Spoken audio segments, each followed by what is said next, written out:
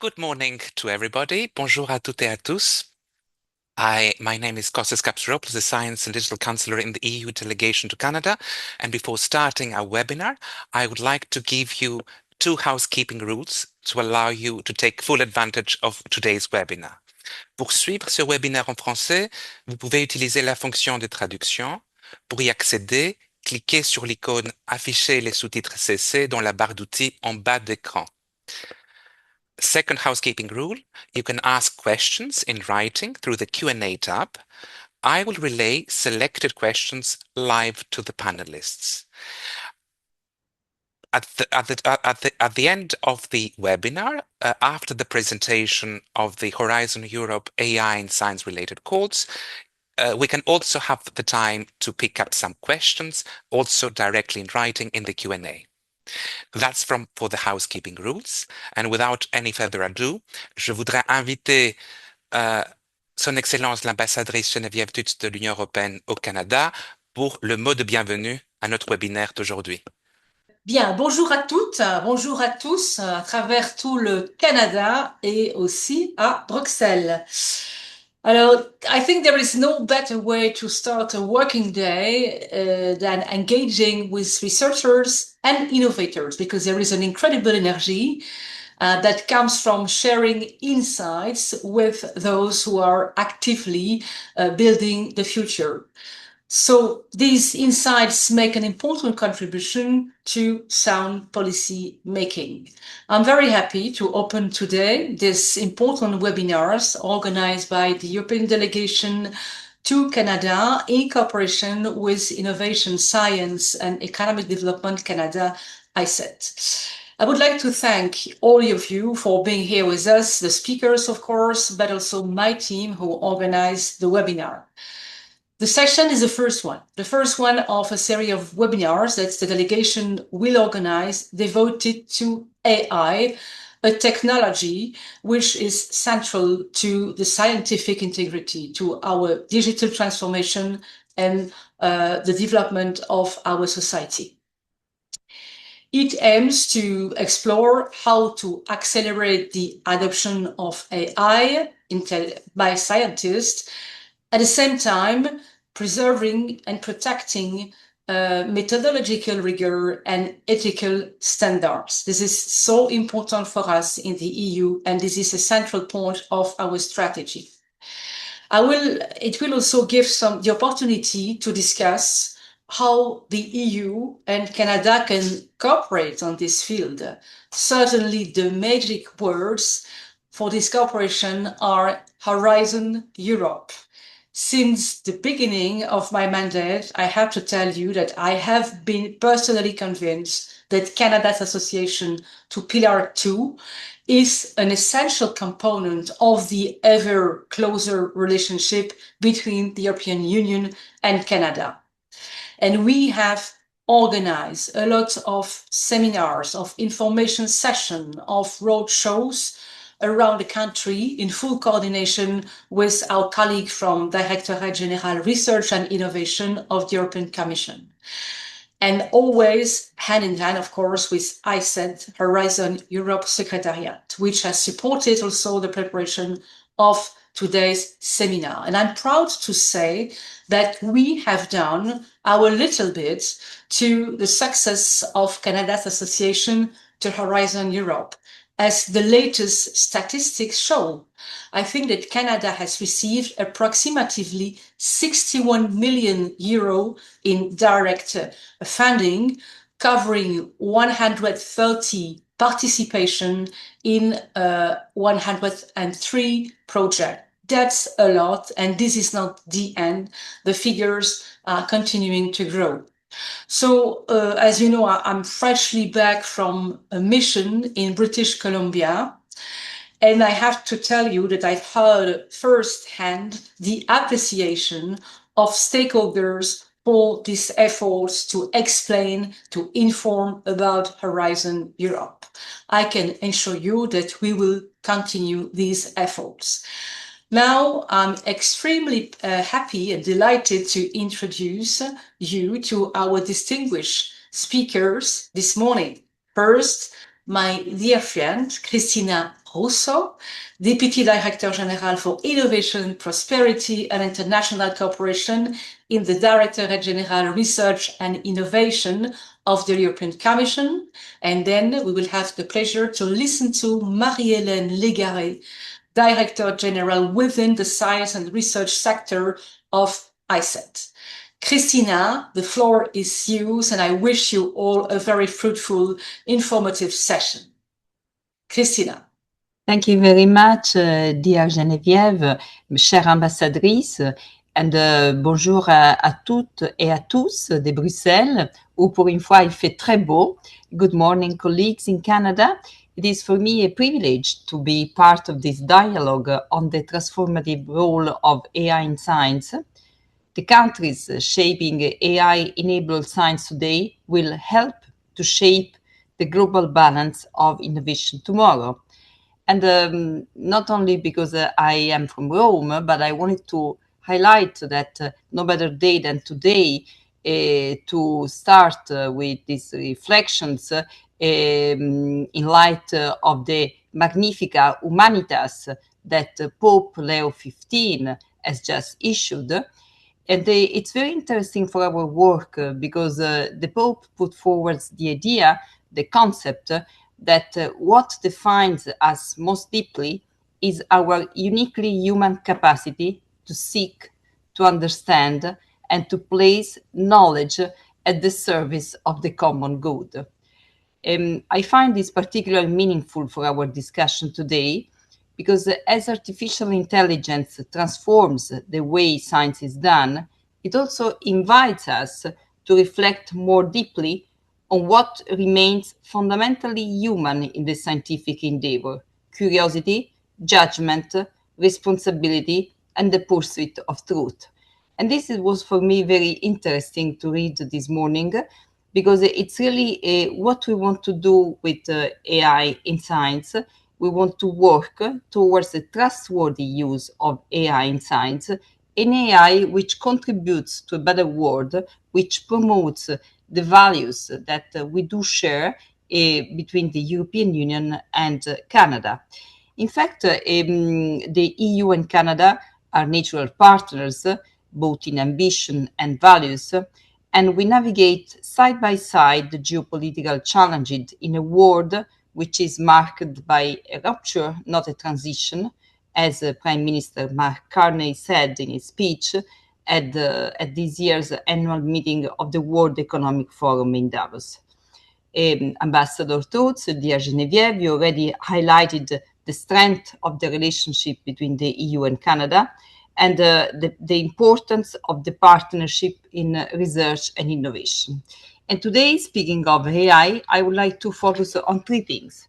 First of all, why AI in science is a revolution, not just an evolution. Secondly, how the EU is leading with a human-centered approach through our AI in science strategy and the resource for AI in science RAISE flagship. And third, where Canada and the EU can help share this transformation in a responsible, effective, and trustworthy human-centric way, as I mentioned beforehand. Let me start with the nature of the change that we are witnessing. AI is no longer just a supporting tool in scientific workflows. It is increasingly becoming an active component of the research process itself.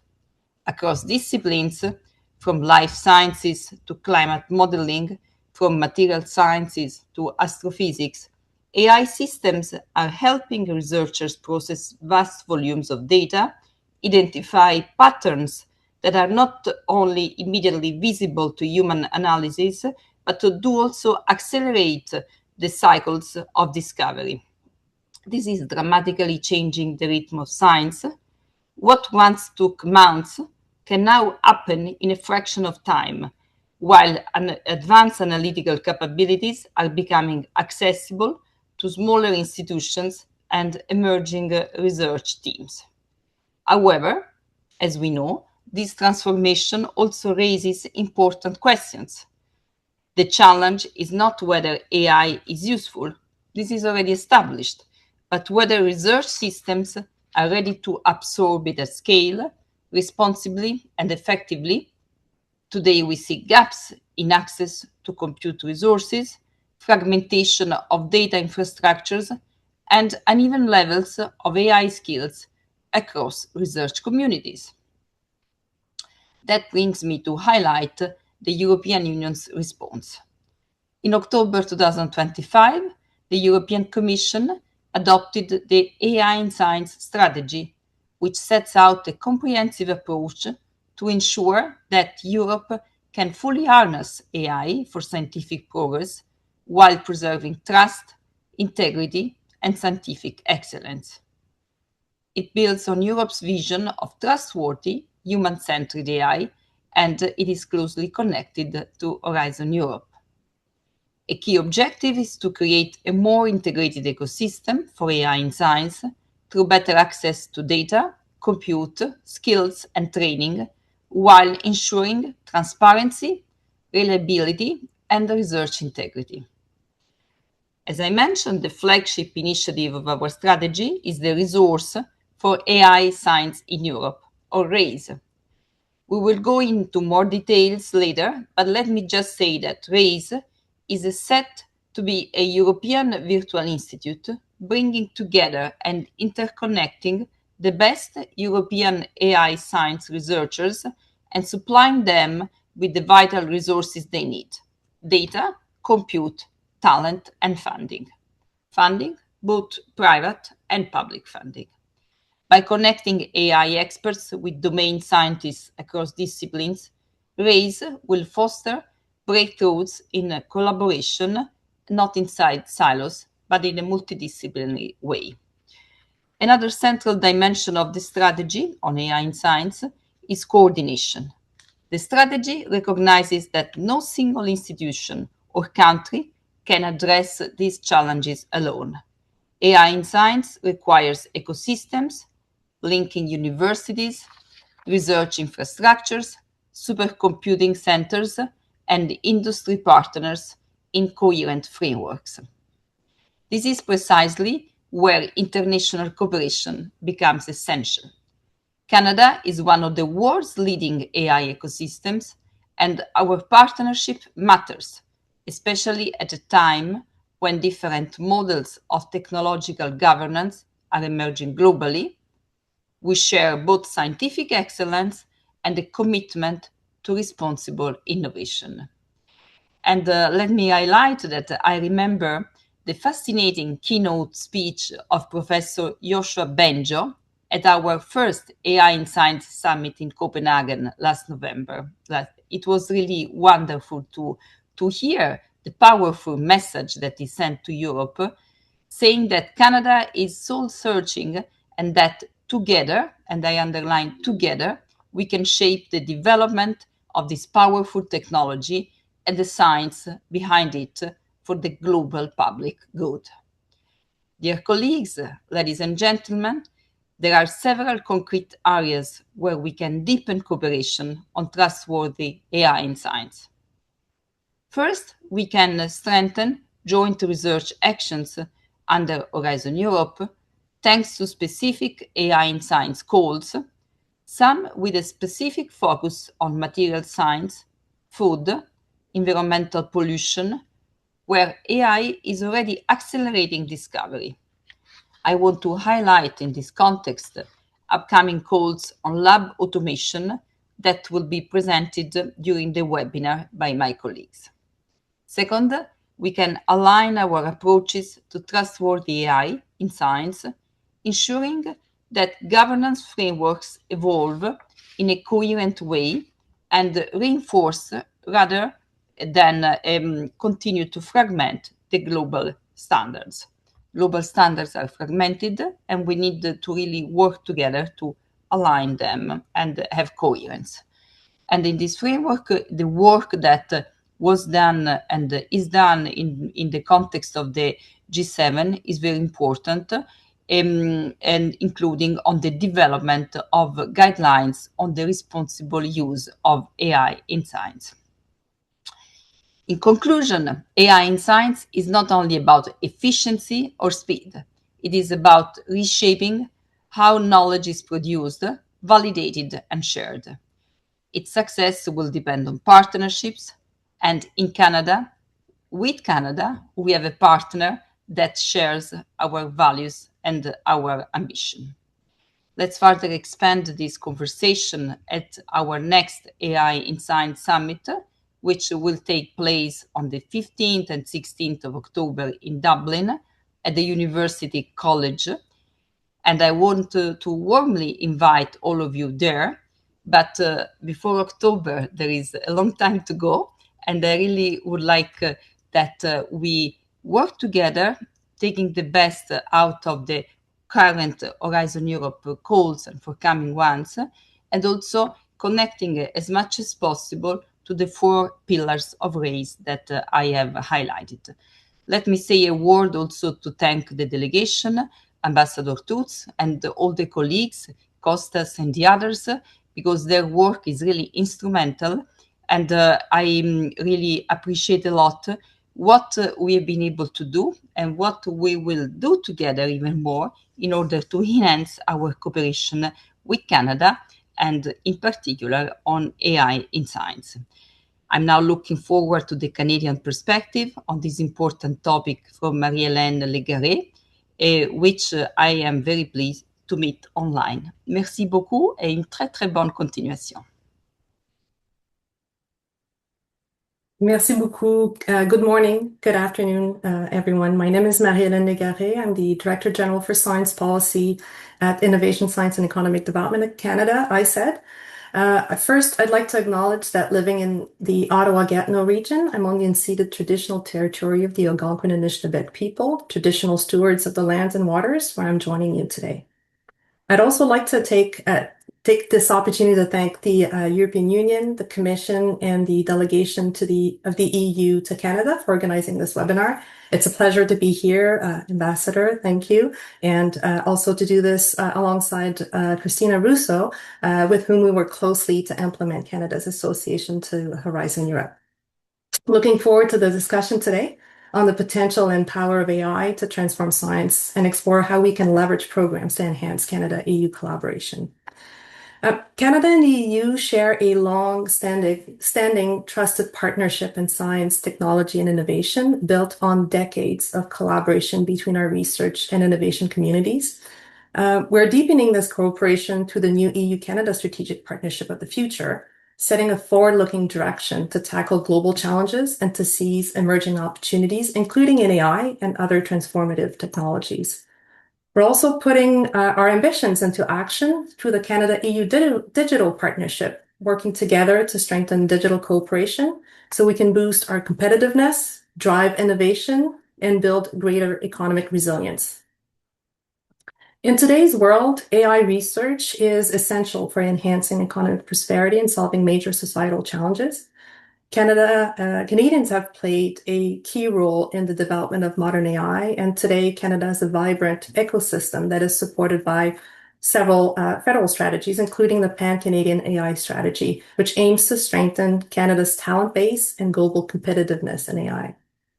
Recognizing the changing nature and dynamic nature of AI, the Government of Canada launched public consultation last fall to inform Canada's renewed AI strategy to come, focused on key elements: AI that is safe and sovereign, that drives adoption, creates new opportunities on the economic side, strengthens public services, and improves Canadians' quality of life. The government has also launched the Canadian AI Safety Institute in 2024 to bolster capacity to address AI safety risks and foster safe and responsible development and deployment of AI.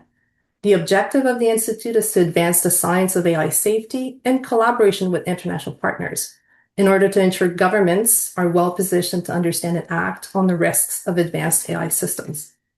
As AI technologies continue to develop at a rapid pace, it's critical that we continue to engage and collaborate with trusted partners. And I'm glad to hear from Christina that that's also the perspective of the EU. Horizon Europe, the subject of the second panel today, provides an example where our international collaboration can achieve significant results. Horizon Europe is not only the world's largest collaborative research and innovation funding program, but also an important convener of global leaders in research and innovation to solve the most pressing global challenges. Since Canada's association to Horizon Europe Pillar 2 in 2024, Canadian researchers and innovators have gained unprecedented access to a large network of European and other international partners, enabling them to collaborate on large-scale, cutting-edge projects, including AI, and help elevate our collective leadership in advancing such innovative technologies. If I may, given I have the floor, let me please put in a little plug for the work of the Canadian Horizon Europe Secretariat, which is housed within ISED, as well as Canada's National Contact Point Network, which is composed of subject matter experts from federal departments and agencies, whose role is to provide technical support and guidance navigating the Horizon Europe opportunity. So the network and the Secretariat offer matchmaking events in collaboration with the European Commission in priority areas that aim to connect Canadian researchers and innovators with global partners. So our next event on June 9th is focused on AI and data robotics. So I would encourage participants who are interested to learn more to visit the Horizon Europe website at ISED. And I understand that some of the information will be posted on the chat as well. So again, events coming up, working with the Commission as well as the EU delegation to Canada. So in closing, I'd like to again thank the European Union, the Commission, and the delegation of the EU to Canada for organizing this webinar. And I wish all participants an insightful and productive discussion today. Thank you very much. Thank you very much. I'm extremely delighted, as always, when there is discussion about Horizon Europe. I would like to thank our ambassador. I would like to thank Christina Russo, and I would like to thank you, Marie-Hélène Légaré, for your great opening remarks, setting the tone about Horizon Europe, about AI in science, and how, most importantly, EU and Canada can collaborate together in this very important field. And that brings us very, very well to the panel that we are organizing this webinar about AI in science for scientific excellence and competitiveness. And I am honored to be surrounded. We have gathered the best and among the best, perhaps, of Canada, because there are so many excellent researchers and people who work in AI in Canada that we could have only a few of the best in this panel. And I would like to start by introducing the four panelists for our discussion. We have with us Hugo Larochelle, the scientific director of MILA and a Canada CIFAR AI chair. We have also Livius Stirbat, who is the head of AI in science and critical technologies at the DG, at the Directorate General for Research and Innovation of the European Commission. We have also Jalal Fadili, who is the director of the AI for Science, Science for AI Center at the Centre National de Recherche Scientifique, CNRS en France, and a professor at the École Nationale Supérieure d'Ingénieurs de Caen, NC-Caen, and last but not least, Joël Martin, who is Vice President of the National Research Council, Canada's Digital Technologies Research Centre, and also Research Director for the Canadian AI Safety Institute. So I will ask four questions, the same questions, or the four pillars of questions to our panelists, and I am very happy to kick this discussion going on AI in science for scientific excellence and competitiveness. And I would start with the first question. AI is often described as a tool that accelerates science. In your view, where is AI already fundamentally changing the scientific method itself? And as there is growing discussion about autonomous research agents, what should remain uniquely human in scientific discovery? And perhaps for this question, I will start with Hugo Larochelle. And please, Hugo, share with us your insights. Yeah, sure. And thank you for having me on this panel. Glad to be having this conversation on this really exciting and important topic. Maybe it's worth mentioning a little bit what types of AI applications or AI methodologies we're seeing more generally in the sciences. I think there's one, we can think of there being two categories. There's one which is training certain models to capture some sort of natural phenomena that we have a hard time capturing with sort of formal models and scientific descriptions. A good example of that would be AlphaFold, which people attending today might be familiar with. This is a methodology that's able to determine and make a prediction on the 3D structure of the folding of proteins. This was developed by Google DeepMind, and it led to a Nobel Prize in chemistry in the last year. Now, in this setting, we have a model that sort of implicitly captures the phenomena of protein folding, and that seems to be enabling a lot of downstream applications and innovation, notably a lot of promise for drug discovery and so on. But in this case, we have a model that isn't particularly explicit about what it has discovered. It is just a very good prediction engine that's useful in a particular scientific area. And then you hinted at the other approach, which is to leverage AI agents. So these sort of agents that are powered by large language models that are capable of writing code, executing experiments and simulations, analyzing results, doing literature review, and really producing the kind of cognitive capabilities that is sort of expected in scientists, and handling parts of the research that is certainly part of the day-to-day of any researcher, more or less in any discipline. And now we're starting to see more and more of these types of systems that are a bit more explicit about their discoveries, and they're being sort of deployed in a number of areas. I think just today, Google happened to announce that they had solved a number of Erdos problems using these AI agents. And I think last week, OpenAI had a similar announcement. And there's been a number of these kind of AI scientists or AI co-scientist systems that have been put forward, doing things such as discovering new ways of repurposing certain drugs for other illnesses based on some extensive scientific literature. And in this case, you can inspect a little bit more how they went about making these discoveries and confirming it through some amount of human oversight by a human scientist. And I'm really excited about this area. I think there's a lot more that we could do. I've been really interested in systems that allow for certainly tackling some of the aspects of our research that as scientists, we tend to find maybe a bit too repetitive or boring or not particularly excited about our work. One area, for example, is reviewing, so scientific review. This is an area that ever since I've been a researcher, people have always complained about. They're either unhappy to do it or unhappy to be on the receiving end of reviews from their peers.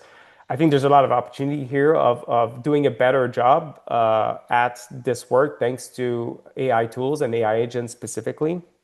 And the bigger scope that I like to think about when it comes to the place of humans versus machines is, so there's this concept of night science and day science. I think it was introduced by a Nobel laureate some years ago.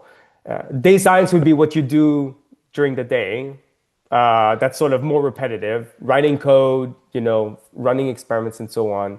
And then night science is more thinking about what are the unexplored and unanswered questions that we should be exploring as scientists. I think the opportunity here is put more AI in the day science and focus more on the night science, which is more stimulating. Well, Hugo, I like that very much, this day science and night science, actually. For me, it's the first time that I hear it, but it could be a way forward. And I understand well that perhaps you would have liked to have the boring stuff done by the AI agents. Yeah, Okay, that sums it up. That sums it up. Okay, good. Okay, so I would like to hear Liviu, what he thinks about all that.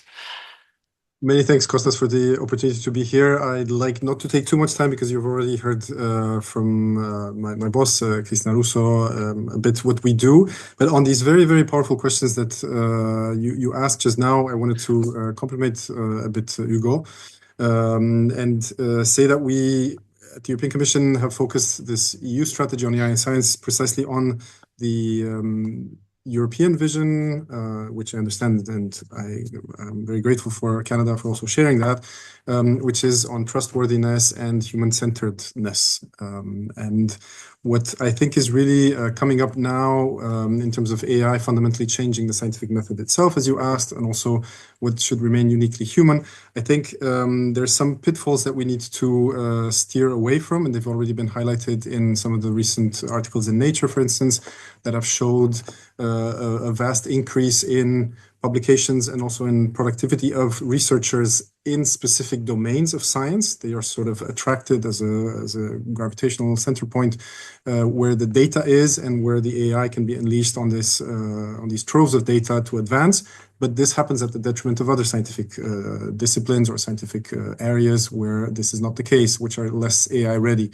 And I think that's something that needs to remain uniquely human, the ability to do science anywhere, to really follow the curiosity-driven and blue sky research wherever we need to, and not let ourselves be drawn in a situation where the science is AI-led. We just do science where AI can help us do it better.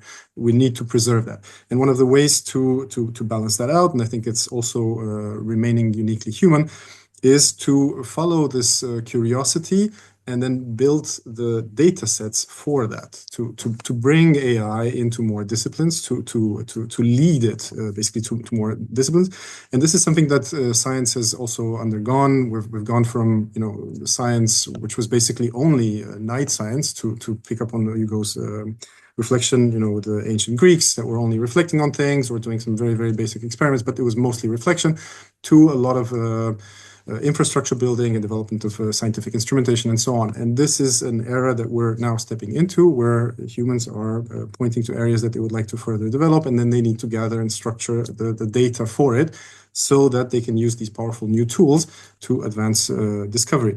So that's also something where, again, the human scientist needs to point the way, and the machines can help do that work for us.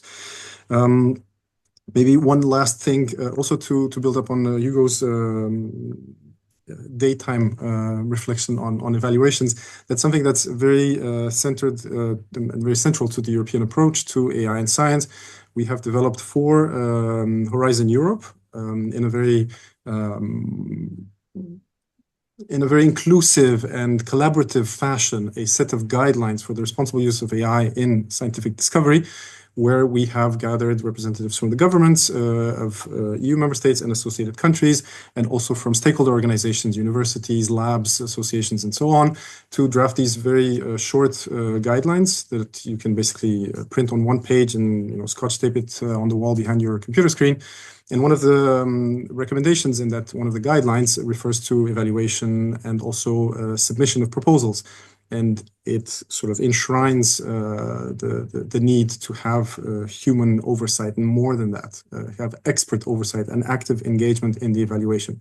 You should be able to automate the daytime parts, but the nighttime should reign supreme for humans for the foreseeable future. And this is, avoiding a situation where these highly educated users of AI, which are the scientists, turn the tables on the technology itself and become subservient to it. I'll stop here. Thanks, Kostas. Thank you, Liviu. And I like this human touch, actually. I like the curiosity above all, because that's what guides, actually. And it's the beginning of all, as we say in ancient Greek, but I cannot say it. I can say it only in English. So thanks a lot for that. I gather also that the EU strategy on AI in science works day and night. And I would like also to add about the guidelines that the European Commission has developed and that you mentioned. It would be, I think, very good if we could work together at G7 level and make it a G7 deliverable. And that's a proposal from the moderator. Thanks a lot, Liviu. And then I would like to listen to Jalal, what he thinks about all that. Hey, thanks very much for having me, and I'm really happy here. I think Hugo has said much on the subject. I will not insist on what he was saying. I completely agree and concur with what he was saying. But I would like also to underscore the fact that the way that AI is penetrating science is not something which is homogeneous. It depends on the community we're dealing with. And in fact, if you look at science, we have people who are more experimental, people who are more computational, and people who are more theoretical, like the mathematicians, for instance. And the way that AI is used and penetrating all this community is not the same. Okay, so the impact on all this community is not uniform. So we have also to distinguish between all this, and the advances that are made actually by AI is not the same. And the trustworthiness that all these communities have in AI is also impacted by that. But let me highlight one example that I know the most, because this is more in my community, which is math. Math has long believed that it was really escaping to this wave of AI, and it was seen like the source that AI was built in on, and we were talking a lot about math for AI all the time, and it turns out that in the last few months or last year or so, the other wave has really invaded all the community in mathematics. And for instance, now people are really, the mathematics community has witnessed, all senses in the last year or so. First, it was mockery, and then it was sort of consideration. Hugo was mentioning the Ardèche problem, which is 1946, what we call the unit distance problem, that has been unlocked by OpenAI recently. By the unpublished OpenAI model, to be specific. Anyway, we see that there is really a wave of interest into that, because LLMs in particular and AI agents in general are really impacting the way that AI will be, the math will be done. And if I code one of my friends, probably math will fall first and the rest will follow. And this is basically because, cognitive load of that is mobilized by AI when we do research, by math when we do research is really very high. And we see that a lot of field medalists are really embarking in the journey. Terry Tao, Tim Gowers, Martin Herrer, etc., with different initiatives. So definitely, this is the latest of the areas where really AI is starting to revolutionize everything, really. And this would not be a hype. This is a long-standing really impact. And I wanted also to say something very important. All of us here, we are tenured. We have positions.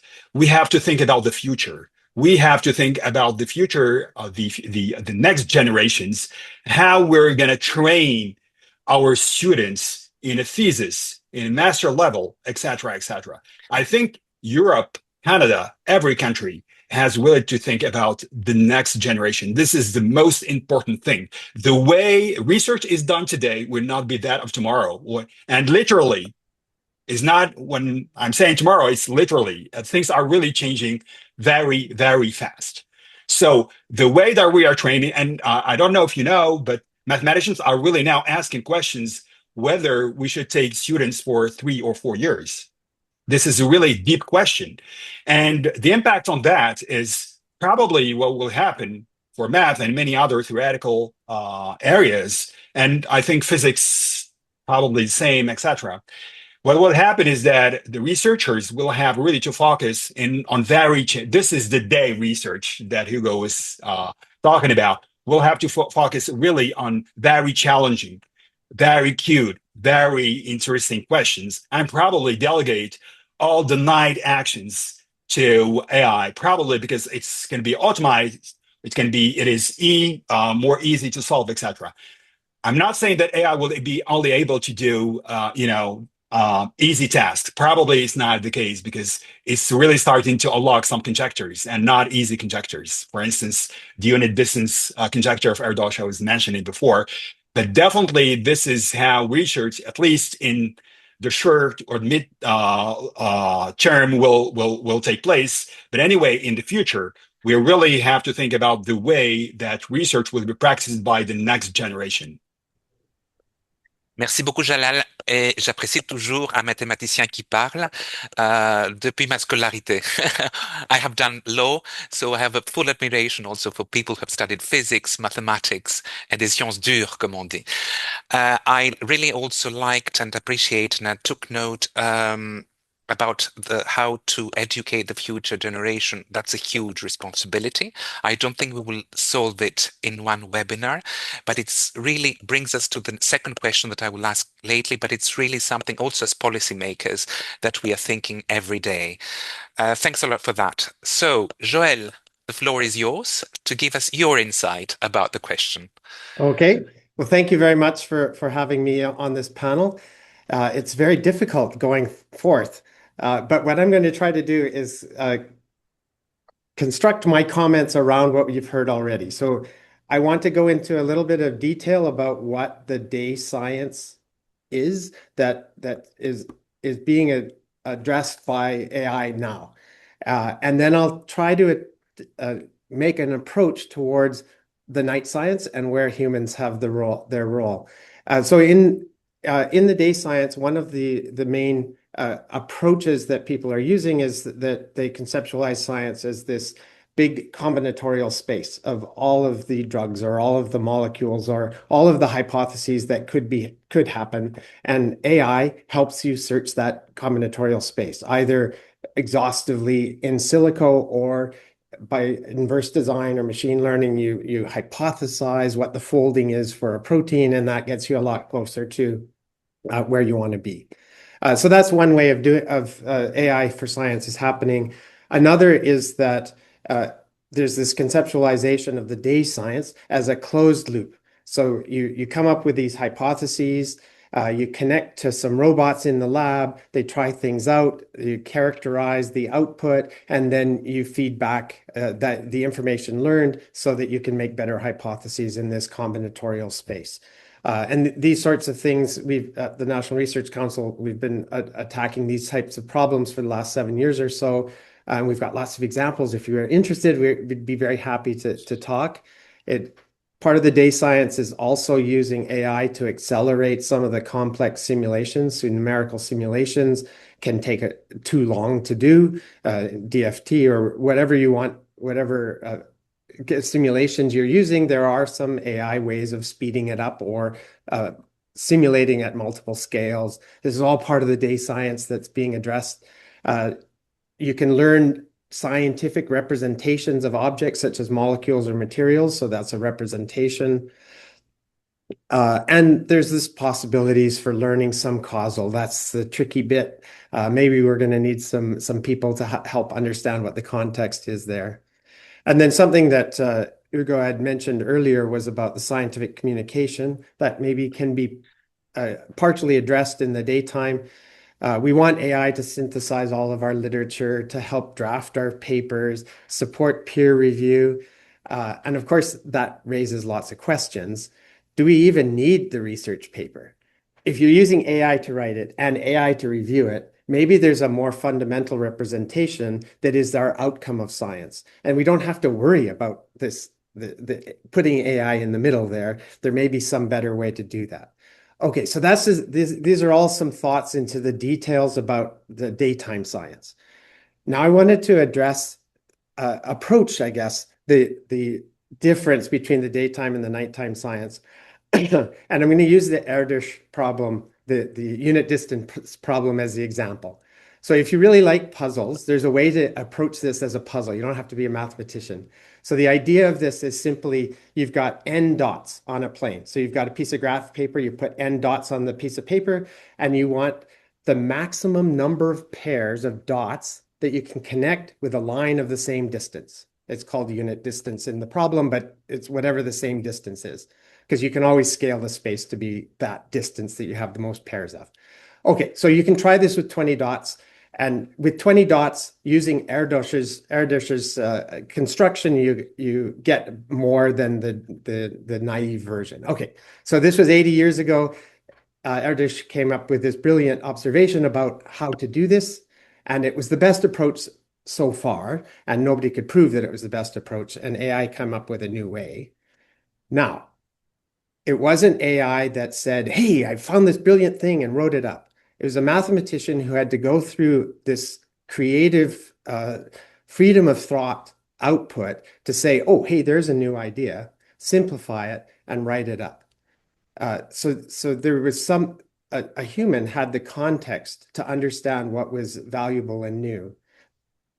And it also happens to be the case that this new idea is not practical until you have a number of dots that is at least 10 raised to the power of a million or 10 raised to the power of a billion. So it's not really practical, but asymptotically, it's going to be interesting. So the question we want to ask from that kind of situation is, does AI understand enough of the context to recognize the answers, to figure out if these are the useful answers? Is this expressed in a useful way? And where do the Erdős problems come from? Did they come from AI? Can we imagine how soon it will be the case that the whole paradigm is being set by AI? I think we're a long way from that. But of course, we've been surprised over the last several years. And what we're talking about is this Kuhnian scientific revolution. So human scientists have set up that combinatorial space that we're searching. Maybe setting up that space and learning enough about the world to change that space, that's the Kuhnian scientific revolution. Maybe that requires humans and will for the foreseeable future. Maybe less so in math, but I'm still optimistic that the AI doesn't know enough about the context. Okay, I'm gonna stop there, but I was trying to fill in some of the gaps with something interesting to say. No, that has been really fascinating, Joel. And really, I'm very, very curious and looking forward to learning more about the examples of NRC, examples of work in NRC in this field. But we can have a series of other webinars to talk about them if you wish, and if also the audience wishes. And I would like to say that revolutions up to now have not been made by AI, have made by humans, actually. So again, the human element is there. But now I think I would like to pass to the second question. And in order to be just with everybody in the panel, I will start with the reverse order. I will start with Joel, and then the other speakers will follow. And my question, the second question is, it has been also mentioned already in the interventions of some of the panelists, but perhaps we could go a bit deeper in that. So, Joel, what concerns from the scientific community do you hear most often regarding AI? And to get to the point of Jalal, what skills should the next generation of scientists develop to work effectively with AI systems? Okay, so I will start with 5 concerns. And they're not going to be very surprising, I suppose. So number 1 is the rapid pace of AI development. There's this concern, as we heard from Jalal, in mathematics. Do we even want to start training the next generation, or do we just give up now? I'm sorry, I'm exaggerating the point, but this is a concern for any part of our fields. Second concern is the safety risks or the potential for unintended consequences, because if we start giving over our agency to a computer that we don't fully understand, and we don't understand the edge error conditions, then we might be causing a big problem. A third concern is the loss of clear provenance in the scientific process. So in one respect, do we want this black box to be just a solution generator that comes up with the best chemical that replaces silicon as a solar panel surface? Or do we actually want science? When we say science, does it mean we're actually learning something reusable, some components, and it's not just a black box solution generator? Then related to that, another concern is the credit for scientists, for the credit and satisfaction for human contributions in this space. Are we just filling in little gaps, or are we doing something significant that we can feel proud of and devote our lives to? And then the last of these 5 concerns I was going to mention is just that it's still tempting to consider AI to be magic. I don't know how many Erdős problems fell in the last 2 weeks, and you think, oh, well, that's just magic. They can just do anything. We have to be scientifically skeptical. We have to treat the outputs as hypotheses. We have to understand them. We have to apply the oversights. And you were mentioning, what does the next generation of scientists need to know? Well, oversight is what we have to train them to be. They have to be strong critical thinkers. They have to have the scientific judgment in order to apply the quality assurance in science. So what we're doing is that we have to train the next generation to be PhD supervisors, which is what's already happening. Because if you think about what does a PhD supervisor do? An advisor is doing oversight over research, ensuring it's high quality, ensuring it's safe, ensuring it's responsible, etc. So second, besides the oversight, of course, we need knowledge in AI. This has to be, you have to keep pace with the rapid change. It's not just the AI algorithms, but it's the underlying concepts, which are, many of them are statistical concepts that we have to still understand so that we can apply the oversight. We have to be data literate. We have to understand what data means. Everybody has to understand that data is a strategic scientific asset, which I don't think is universally understood, even though everybody on this panel would agree. And then the last thing that I wanted to mention was the third of the skills, so that they have to know how to do oversight. They have to know the AI. They also have to have experience in integration. So they have to know how to integrate the AI capabilities with the scientific workflow, because that's an ongoing activity. And I'll stop there. Thank you very much, Joel. Just a question. When you mean integration, you mean synthesis capacity?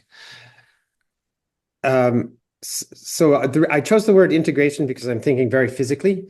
So you have to integrate this into a physical workflow, but it is a synergy between, because it's not enough to be an armchair scientist to just work inside a silico scientist. You have to actually touch the world.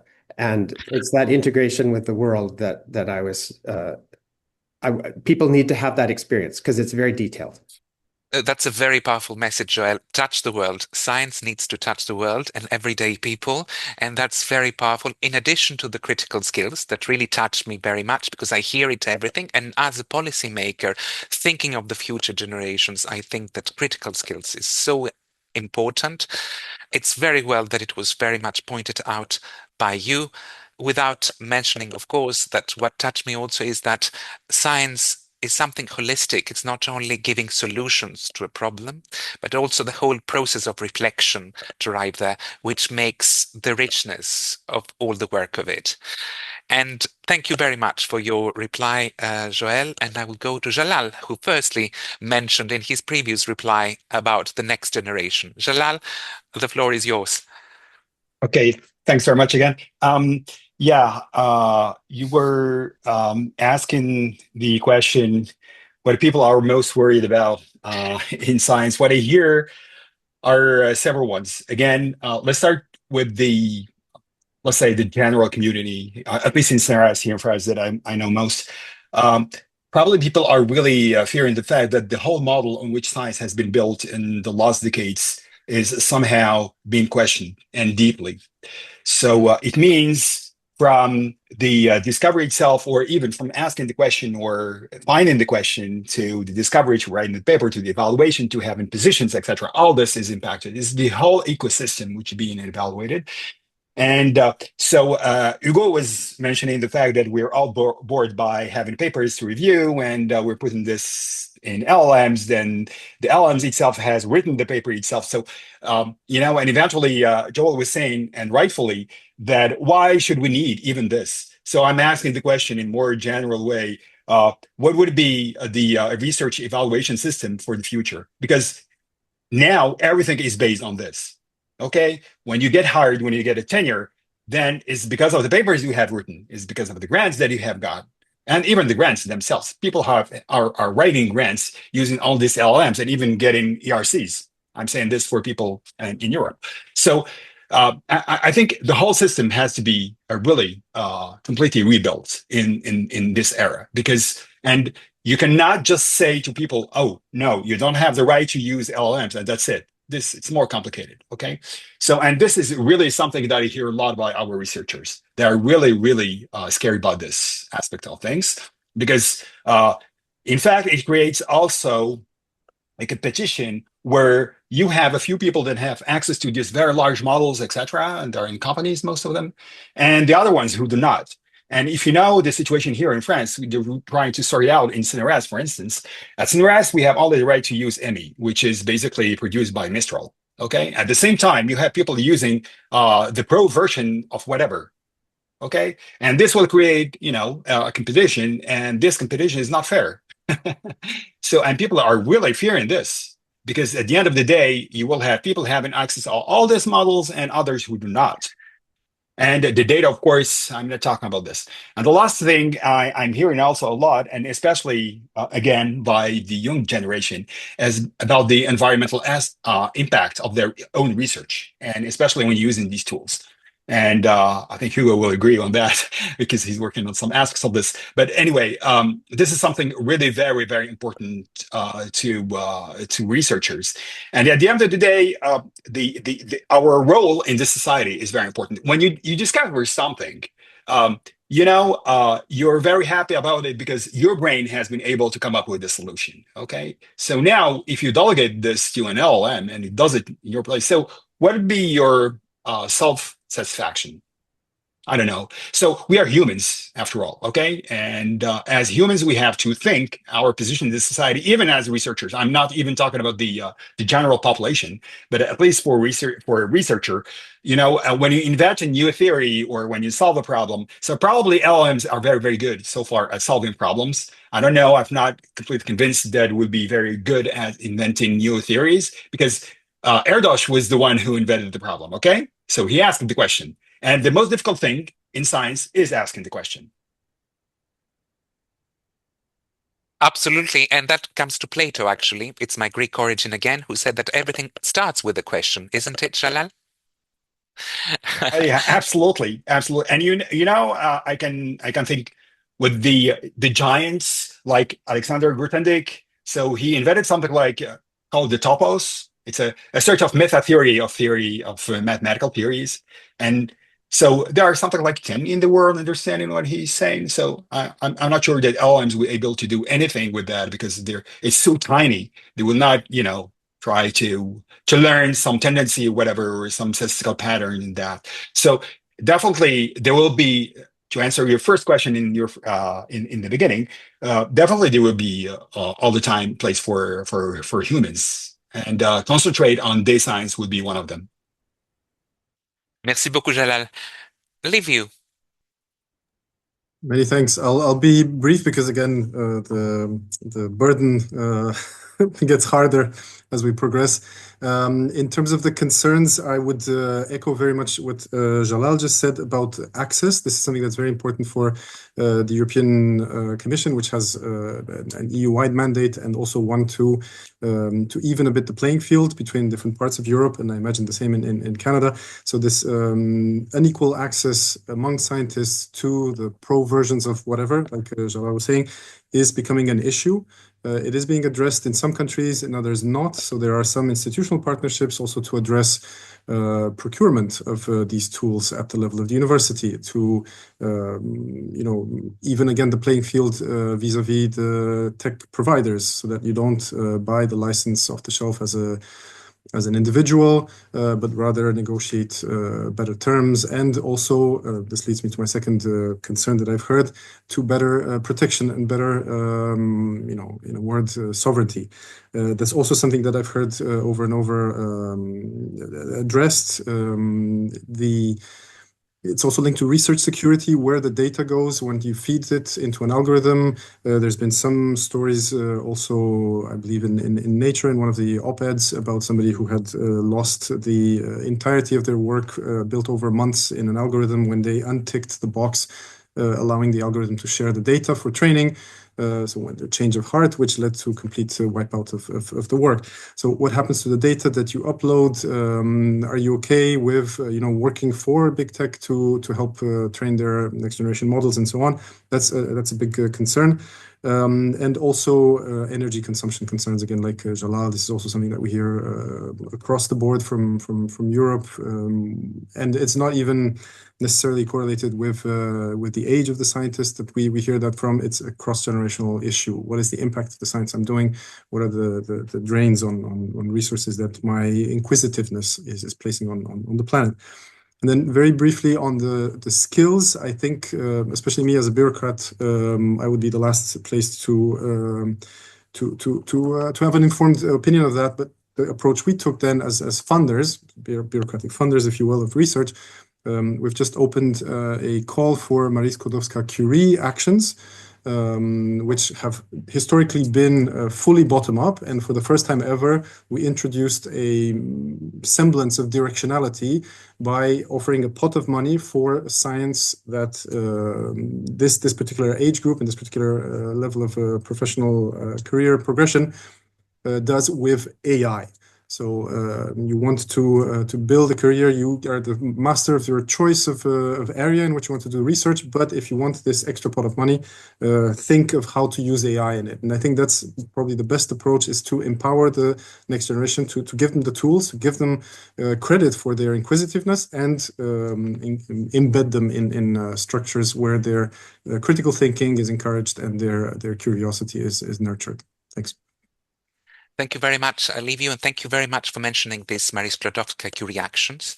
This is important for the people who attend the seminar and the webinar. And indeed, living in Canada, I hear a lot about the risk of environmental impact of AI, and of course, the digital sovereignty issue is something which is very, very much in the public debate. Hugo, the floor is yours. Yeah, a lot of great points have been made by Joël, Liviu, and Jalal. So maybe I'll try to mention some that are somewhat overlapping, but maybe a bit different.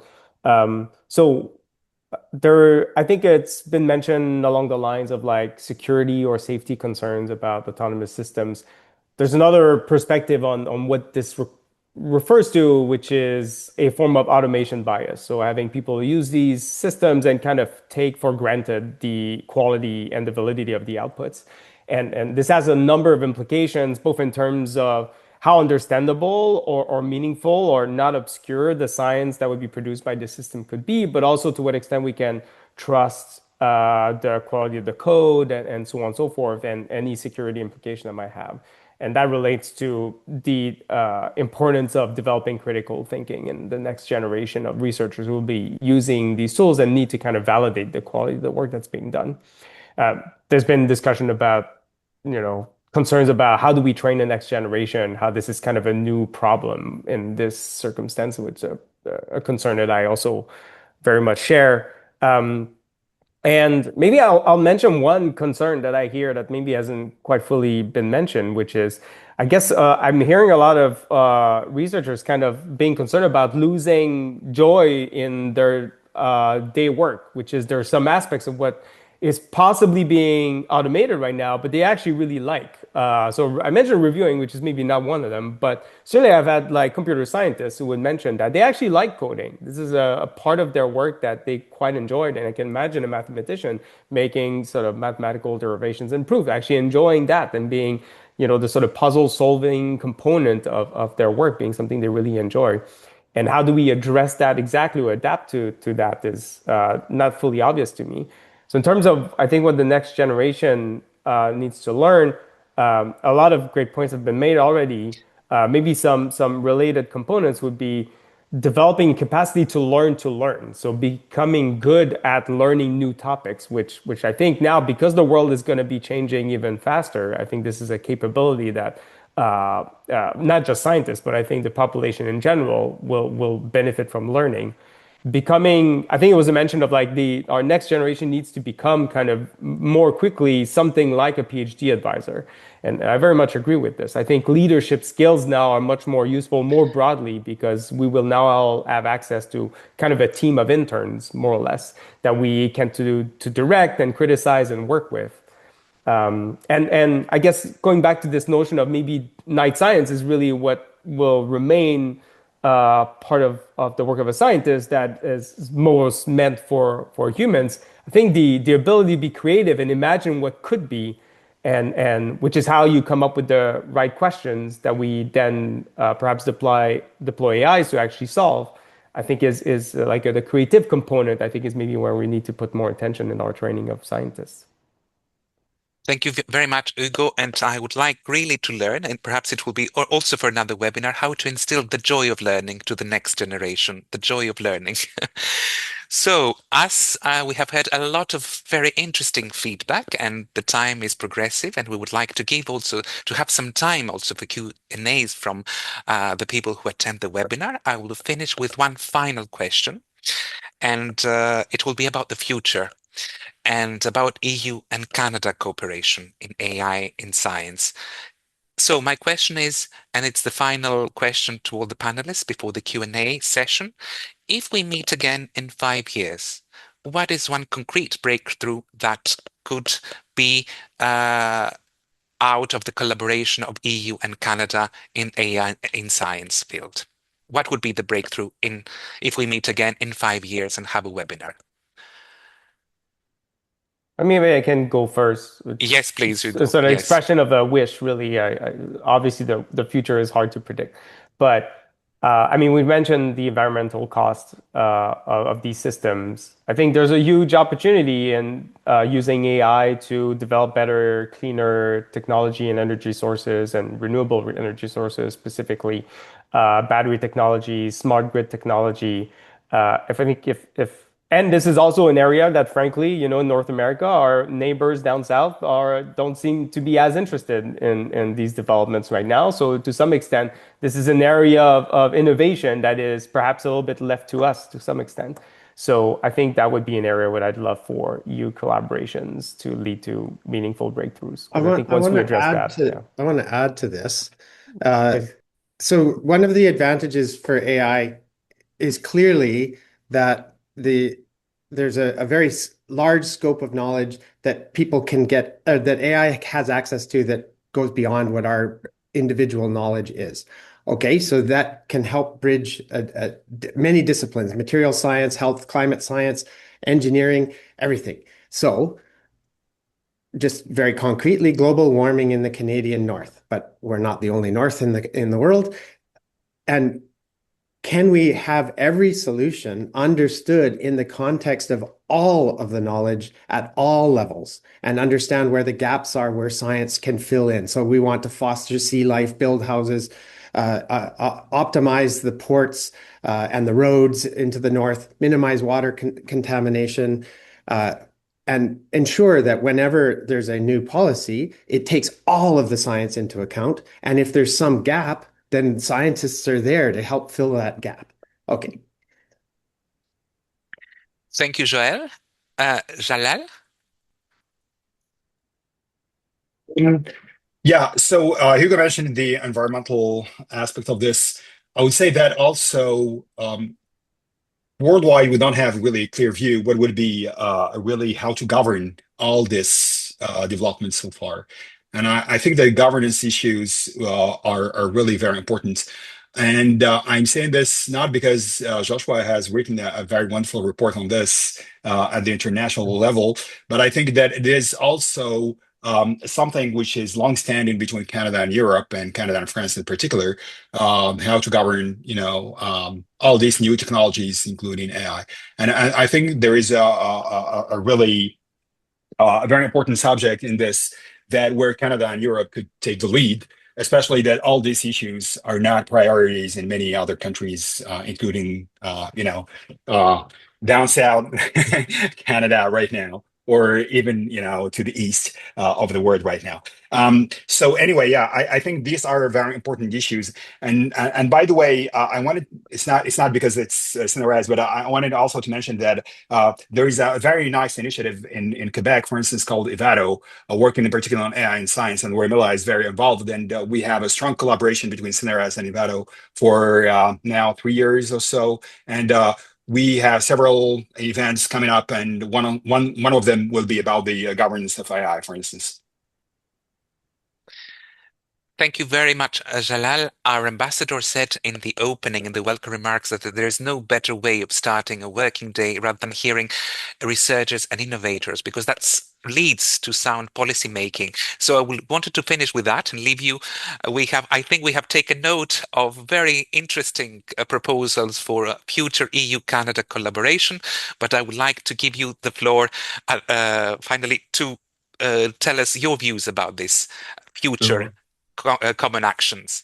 Absolutely. Thank you, Kostas. It was really an honor to hear the very my very intelligent co-panelists. Again, as a bureaucrat, for me, my ambition is rather bureaucratic in nature, but also quite ambitious. And I would like to see in 5 years that this initiative that we have, the Resource for AI Science in Europe, which is really meant to be a resource, and it's meant to be not just for Europe, but for the world, even the back office where every scientist would be able to get at their fingertips access to the tools and the resources they need to do their science with AI and on AI. I would love to see that take off and have these pillars on the two sides of the Atlantic in Canada and in Europe. It speaks personally to me. I went to high school on Vancouver Island, so I'm very proud to see this level of alignment and cooperation emerging very strongly. But also as a European, I was at the India AI Summit earlier this year in February, and India, which is in the process of associating itself as well to Horizon Europe, identified science as one of the 7 chakras that they had for their summit. It's one of their main areas of application. So this kind of alignment, again, to quote Prime Minister Carney with the Alliance of the Middle Powers is just fantastic, and it's fantastic to see it in action in science. It's really the place where great things start. Thanks, Kostas. Thanks, Livio. So we can imagine the resource for AI science in Europe for all the middle powers and for all the world, actually. It's an offer that you have made here. And I would like to say that I'm very, very proud. We have kept the right timing of the panel. And we have time for the questions and answers from our audience. So now I will open the floor to our participants of our webinar. I have seen the latest was 135. I've seen even 150 at some point between our participants. I'm very happy about that. I would like to give them the floor for questions to you, to the panelists. I have a question from Barry Stanza. As AI drastically accelerates the pace of scientific discovery, how can we ensure that the global balance in the innovation ecosystem becomes more equitable and accessible? In this context, how do you think the integration of legal frameworks with technological advancements will shape the future of scientific diplomacy? These high-level dialogues are a unique opportunity to materialize the vision of responsible AI. Who would like to answer this first question? Oh, please go ahead, Livio, and I'll maybe add something. Just a very quick maybe take on one of the parts of the questions, which was to do with legal frameworks. As you know, in the EU, for better or worse, we were among the very first to regulate on AI, and we have the EU AI Act, which is designed and meant to be a very forward-looking and innovation-friendly legal framework. So I think it's a good example of how this kind of technological advancement can be framed. And in particular, on the topic of scientific discovery and scientific diplomacy as well, the EU AI Act has a very firm and robust exemption for research and innovation, meaning that it is explicitly excluded from its scope, exactly in this mindset of allowing discovery to take place, but then framing it once it gets on the market. And also on scientific diplomacy, something that I'd like to highlight from the EU strategy on AI and science, which has a very significant part of it dedicated to diplomacy. There's a very strong international section in the AI in science strategy of the EU, showing that, at least on AI for scientific discovery, there's vast scope for cooperation, which is maybe not the case at the commercial end of things.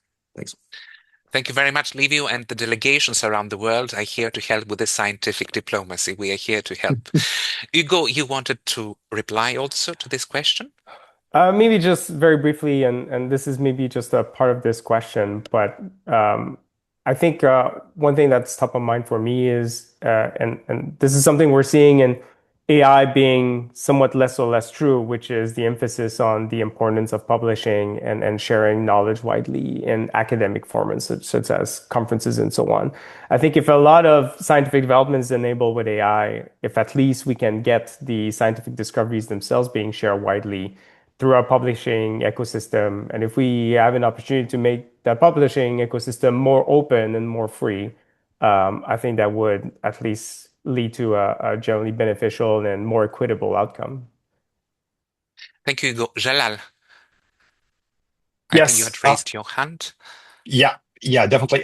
So for the first part of the question about how to make the ecosystem more equitable, balanced, to keep it the actual balance, though the innovation system is not completely balanced around the world. But anyway, I think that with development of more advanced models, for instance, I'm going to give you a very simple example, again in math, another problem of Erdos. I think it's something like 1146, a problem of Erdos.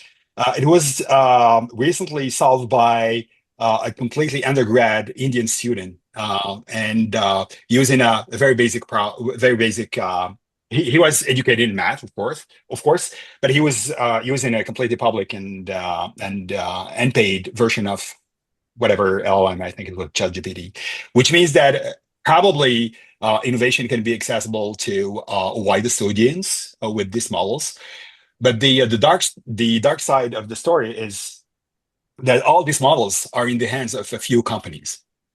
And I think this is really a big risk to innovation because all these companies will try to prevent innovation outside their perimeter. And there are only a few concentrated in a very few countries in two poles, one in the south of Canada and the other on the east of the world. So, and I think one of achievements of a collaboration or a partnership between Europe and Canada would be probably to push to have champions in these areas. I'm talking about the private sector right now. And I don't know how to achieve it. Putting money would be one way to achieve it. But I think definitely this is really something which is a big risk to innovation in the future. Thank you very much, Jalal. And I'm quickly going to the next question because we have received a lot. Going to the question of Peter Fries, his question is about the upstream influence of AI on the global education system. It seems for Peter Fries that if our young people come to rely on AI to do their thinking for them, any initiatives to optimize the use of AI in advanced research may be less effective because the junior members of the user community won't be able to employ human ingenuity and critical thinking skills to the inquiries. His question is, what does the panel think about his concerns? Are these concerns valid? I think we touched on that, and this has come about that this is definitely something about the critical thinking. Indeed, yeah. Hugo. And I think that has been covered. So I'll go quickly to another. It's a very good question. concern. It is a very good concern, a valid one. So another question from Anne-Marie Kietzig. Traditional science comes with failure. Trainees need to fail to get full understanding of field. Trainees fail less when using AI. Don't we need new metrics other than grades in courses, number of publications, number of degrees? Hugo, you're ready to reply, I see? I think we also mentioned, yeah, indeed, that maybe we need to rethink a little bit our ecosystem and our reward mechanisms. And I think also in the context of, and this would have downstream impacts also on how we train students early. Maybe I'll answer with a more, and maybe this addresses to some extent the previous question as like a path to a solution, which is, so in education, there is this known problem called the 2 sigma problem, I think is how it's been expressed. It's called the 2 sigma problem because this was a study that was done a little while ago before AI systems, where they compared the learning outcomes between, I believe it were students that are going to a regular class with a professor teaching in front, and students that are actually learning through a mentor or a tutor. And 2 sigma corresponds to essentially the differences in the distribution of the learning outcomes between the two groups. It's like two, standard errors difference of outcomes, and much better outcomes with a tutor. There is a potential opportunity here, which is with AI systems, we can potentially simulate something close to a tutor that is really specialized and personalized for every individual learner, with which you can create more opportunities for the student to fail and to learn from their mistakes and so on. And I think that's something that is certainly worth, embracing and studying seriously, because you can do it, not particularly well, but I think there are sort of pitfalls of just deploying AI to help with teaching. But I think there's probably exists a really good way of doing that, and that needs to be studied as well. And this is a great area, I think, for the education sciences as well to explore. So I would encourage exploring that.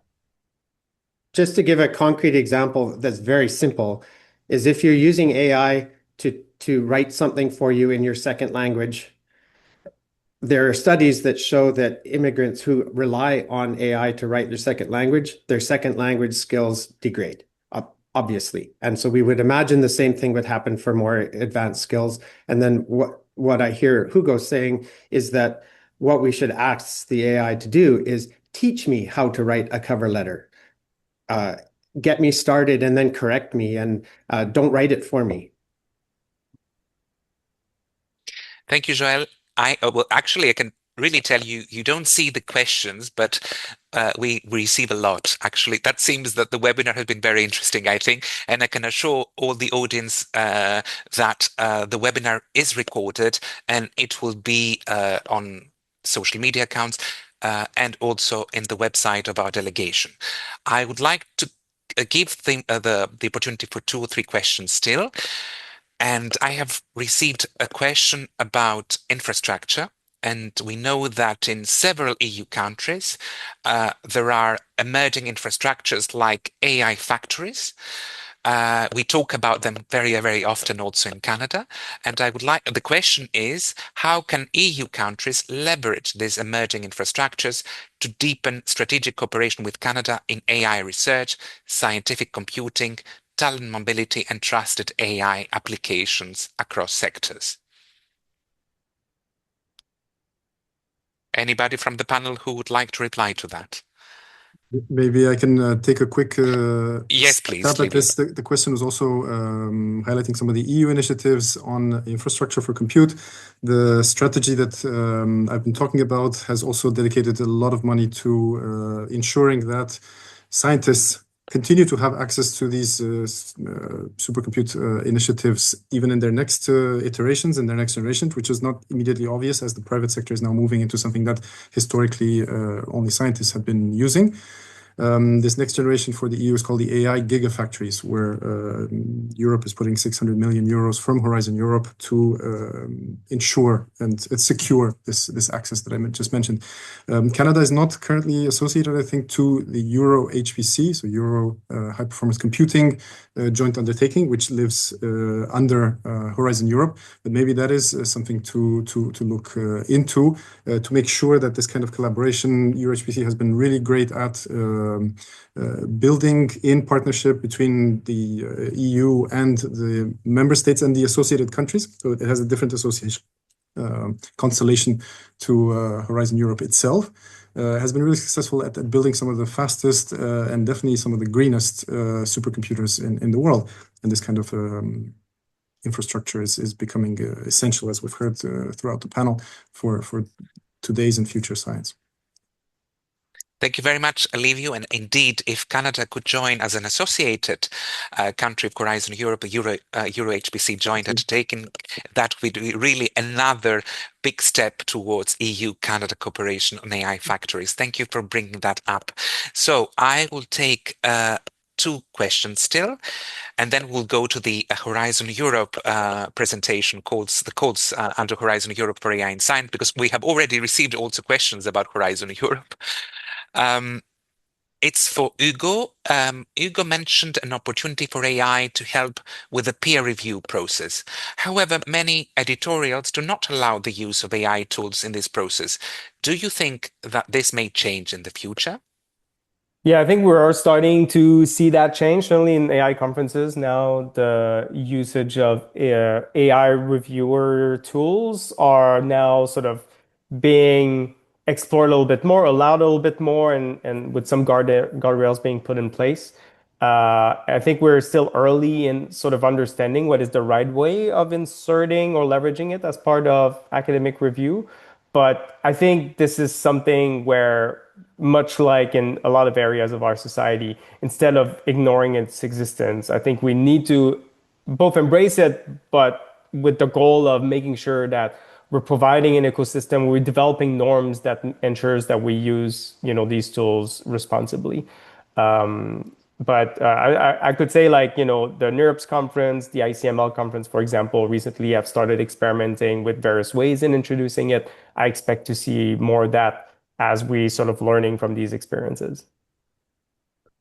Thank you, Hugo. And now a question from the public, from the audience to Joël. Joël had spoken to underlying mechanisms remaining mathematically opaque. If an AI agent discovers a novel material or a mathematical proof, but humans cannot trace the step-by-step causal logic, does that actually count as scientific understanding, or have we simply built a highly sophisticated oracle? Well, I think the answer is a little bit in the question, but there are two aspects I think that are important there. One is oversight. So we want the AI science to serve our goals. How do we know that without the ability to review? So we have to be able to review what's happened. So it has to be observable, has to be auditable. Maybe it can work so much faster than our brain can. That's okay, as long as we can go back and audit it later. So that the oversight is one critical part of this question. The other is about science in general. So if you imagine the search in some huge combinatorial space for superconductors. So we want to find all these superconductors. Somebody has created such a huge combinatorial space. We've got all of the in silico search tools. We've got some automated robots to go through and do this for us. And it just spits out from time to time a new superconductor.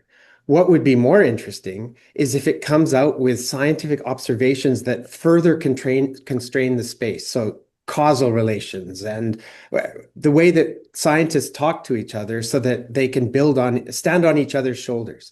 Right now, a lot of these black boxes can't stand on each other's shoulders because there's nothing that can be shared as best practices from one search to the next search. And so, yes, science requires that. It requires opening the black box. And after opening the black box, Jalal, I think you raised also your hand. You would like also to add something? Yes, just to this question. I think this question is not new. It's been always, at the basics of science. Typically discovering really the logical chain of reasoning, for instance, for a proof in mathematics.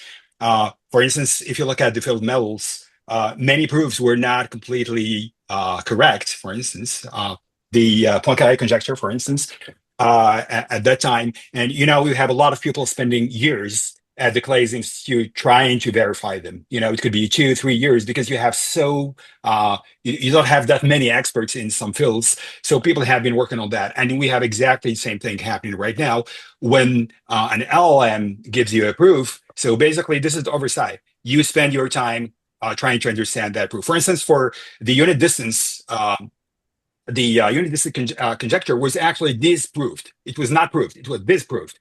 And it was a counter example based on a construction. And it was very easy, like in the Clay Institute, just send the construction to experts and they reviewed it. And they were saying, yeah, it is correct. The construction is correct. So it can be disproved. So this is part of I don't think that AI will change this. Definitely, this will be in the hand of scientists anyway. Thank you, Jalal. And you mentioned an event because that it's coming up soon. And one of our participants of the webinar would like to learn more. And then I will make the last question. I will pick up the last question from the audience. You mentioned an event that you are organizing coming up soon. Oh, sorry. Yeah, I will send you the link right now. It's a thematic semester. I don't know if Hugo learned about it, but it's at Ivado, and yeah, I can send you the link. Perfect. Merci beaucoup. And the last question, because really, and apologize to the audience who has put a lot of questions. A last question is, artificial intelligence is a tech tool, but must be carefully used by humans. Consequently, social sciences and humanities have to be implicated for a safe delivering and use. How do you engage with social sciences and humanities in your respective research projects? And that summarizes a lot of questions about social science that I got. Who wants to reply? I mean, I can mention that at Mila, we have different forms of, so our professors are really what makes the core of our scientific research. They are affiliated with universities, but are members at Mila. We have core members, which typically they're called core because their core expertise is in AI. But we have associate members, which can come from many different disciplines, but also are coming in with an interest in, or perhaps even prior experience in studying facets or using facets of AI. And so, for example, we have at Mila a professor that comes from a law department, another that comes from a political science department, and they're engaging in collaborations with our members. So, the way we try to facilitate that at Mila is really provide the space for these kinds of interactions and meetings of minds to happen. I otherwise very much agree that, I mentioned a risk or a concern of automation bias.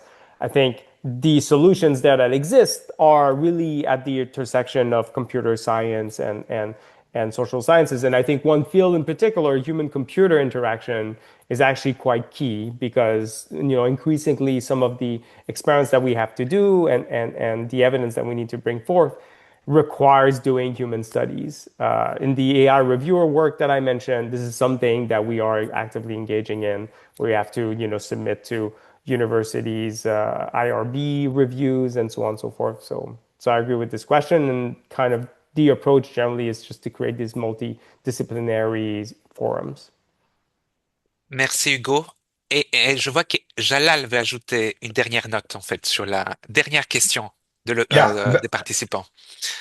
yes, about humanities. I think it would be a really mistake to consider humanities as just, in this chain of scientific discovery, to consider them at the end of the loop. This is really would be huge. When we think about humanities, a lot of people, even in science, they think about regulation, governance, blah, blah, blah, blah. But this is, humanities are much more than this and much more important. For instance, we should even start with humanities because, science has a history. So we have to think about the historical facts of that. Scientific discovery has a philosophy. And there are philosophers who have been thinking about scientific discovery, like people like Karl Popper and many others. And in fact, thinking about agentic AI for scientific discovery should build on that. And this is not something which is really that widespread. So just one word to say that humanity should be, human has to be in the loop from the beginning, and humanity should not be at the end. That's a very, very good point to finish our panel discussion. And indeed, coming from the ancient times and ancient Greek, philosophy was a holistic approach of science. So thank you very much for that. And thank you very much for the very, very interesting discussion to all the panelists. And also the audience for all their questions. I think there is material here with the questions for another 2 webinars at least. At least I'm happy that we started this effort and this discussion, which will be continued. And now, without any further delay, I would like to give the floor to Liviu again to present the AI and science related calls in Horizon Europe.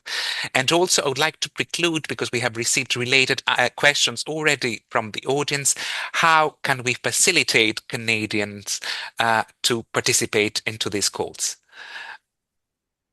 Liviu, looking forward to your presentations, and I think a lot of our audience is looking forward to this presentation about the calls. Thank you so much. I think Andrew is going to throw the slides on. So far, we've spared you Here they are. spared you the the slide torture. No, everything has worked fantastically up to now, Liviu. So this first slide, just to give you an overview of where this fits in. As we mentioned several times today, this resource for AI science in Europe is in its pilot phase in the final years of this current Horizon Europe. And it's had a budget of 107 million in these work programs, but overall it's verging on 150 million. This is just the tip of the iceberg because AI has been central to a lot of calls dedicated to scientific discovery, across the TRL scale, but mostly on the bottom where science starts. So what I'm about to present to you is this tip of the iceberg and call it, if you will, the back office for science done with AI via Horizon Europe. So you see here that already in the work program for 2025, which is closed, we had a call rather large for AI foundation models in science. We looked at several disciplines, and we're just going to kickstart the projects in mid-June. We have, I think, 5 consortia that one aiming to develop foundation models for materials science and advanced materials, but also in environmental science and a few others.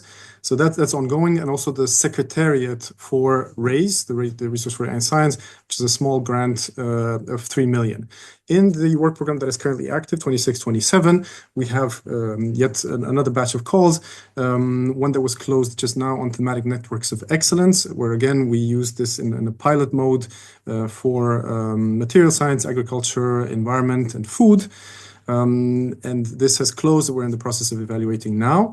And also the call that I just mentioned earlier during the panel for the RAISE doctoral networks. This is an action of the Marie Skłodowska-Curie that has for the first time directionality in terms of the use of AI for the programs for these entry-level scientific careers.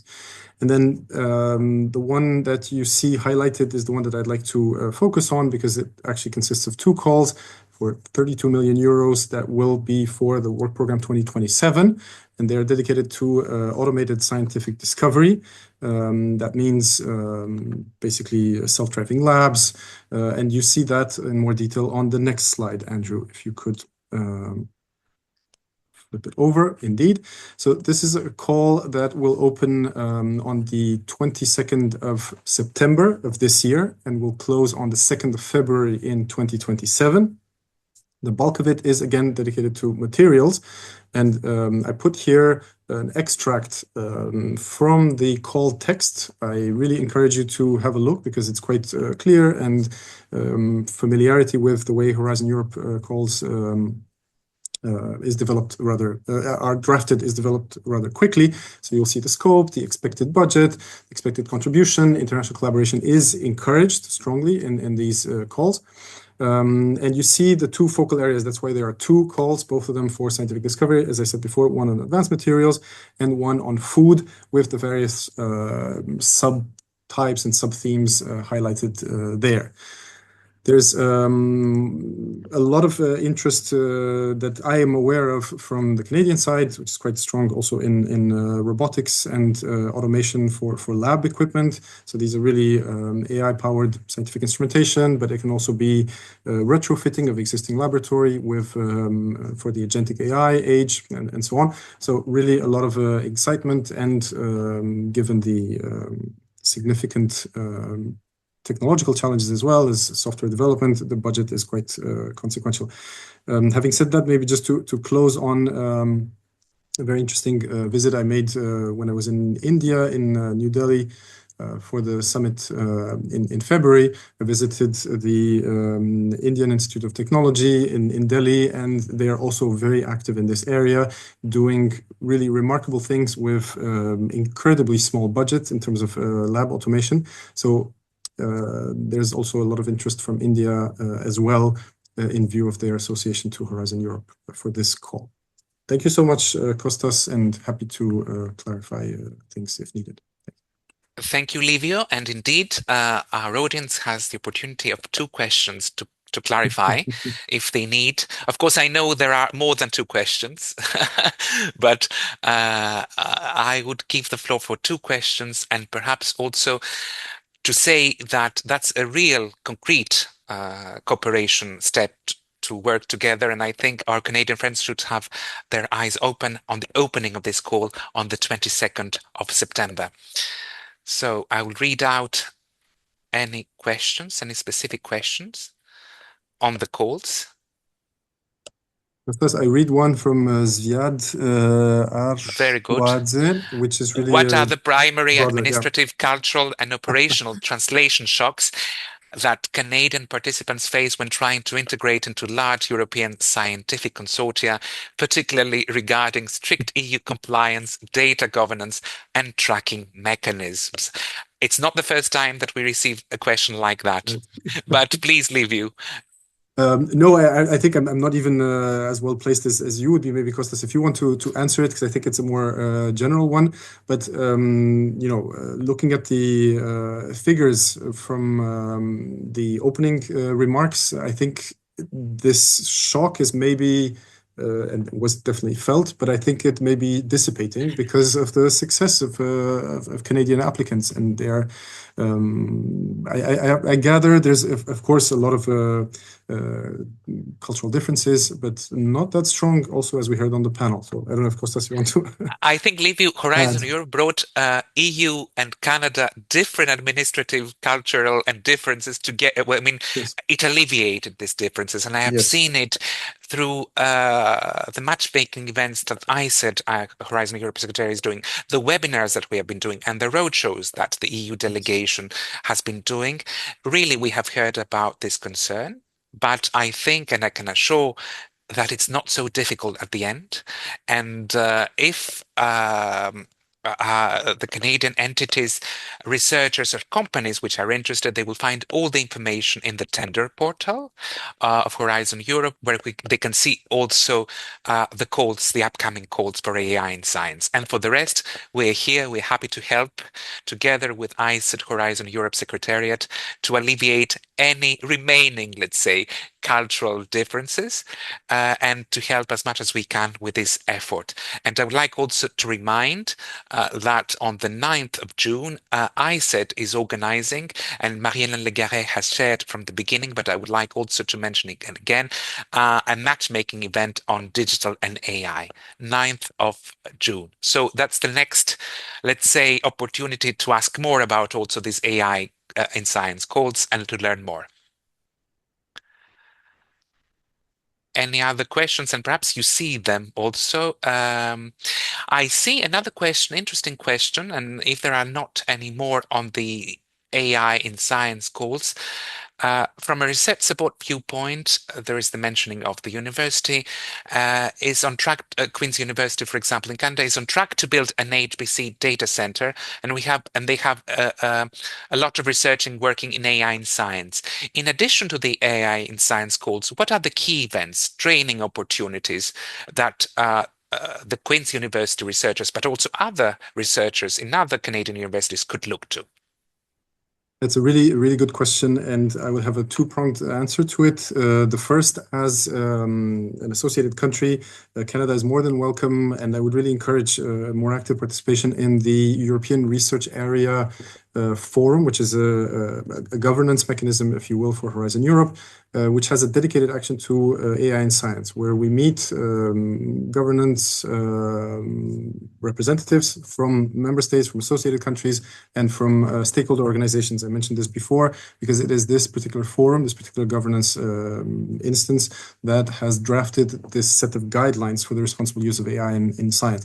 And it is in that forum that we organize these exchanges on events, on best practices from different governments, how they approach AI in science, what kind of skill development programs they have, what kind of calls for proposals, and so on. So that would be for Canada to be represented in this group. And then the second one would be to follow the Secretariat of RAISE, and this is Science. It's very easily findable online. which does the work for RAISE and setting it up with the different scientific communities. Astrophysics, for instance, is one of them, but also the social science and humanities as a group of scientific disciplines. We talked about that previously. And they have specific events and trainings as well. So the RAISE Secretariat is another such resource for scientists working on AI and science. Thank you very much, Liviu. And that brings me, I think, very well to my closing remarks. I would like to retain, together with the thanks, I will thank everybody, the joy of learning and critical thinking. That's a very important, actually, takeaway that I get, together with the strong potential of EU-Canada cooperation in AI and science. We have mentioned a lot of them already in the discussion. And of course, I would like to repeat that this first webinar on AI, it's only the first. There will be follow-up webinars. There is a lot more coming, so please stay tuned. And with this, I would like to thank, first of all, our audience, but at the same time, our ambassador, Cristina Russo, the Deputy Director General of Director General Research Innovation of the European Commission, Marie-Hélène Légaré from ICED, the Director General Science and Research Sector from the Innovation, Science and Economic Development Canada, and all her team. I would like to applaud and thank all our fantastic panelists, Hugo Larochelle, Liviu Stirbat, Jalal Fadil and Joël Martin. I think your panel gave very nice insights for the future. And with that, I would like to finish. Yes, please, it's good to appear. You have made a fantastic job. Thanks to all of you. Merci beaucoup. And of course, thanks for all the questions that we have received, and there will be an opportunity, a survey will be circulated for your feedback at the end of this webinar. And of course, as I mentioned, the webinar will be recorded, it will be circulated in social media, and it will be uploaded on the website of the European Union delegation. So a big thanks to everybody. It was a fantastic way indeed to start our working day. Merci à tous et bon après-midi à Bruxelles. Thank you.